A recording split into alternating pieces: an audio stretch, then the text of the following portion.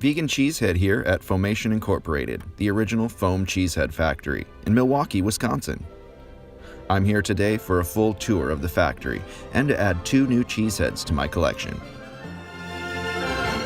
Drinking is encouraged, so grab a beer. It's time for the Cheese of Allegiance. I do solemnly swear I do solemnly swear to listen to my Commander-in-Chief. to listen to my Commander-in-Chief. I will hear many cheese puns. I will hear many cheese puns. I will at least fake laugh. I will at least fake laugh.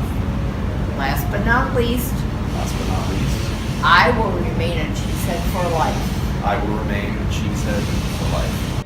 Carol was my Commander-in-Chief, and she told me that Ralph Bruno created the first foam cheesehead out of his mother's couch cushion. The cheesehead was modeled after the color of cheddar, the shape of Gouda, and the holes of Swiss cheese. The holes on all Foamation products are referred to as schmivets. 24 schmivets in each large cheesehead. It's a law. Foamation's also made the cornhead, the pothead, the butthead, and many other foam products not related to cheese. Now about my 2 new cheeseheads. Let's see how these things are made.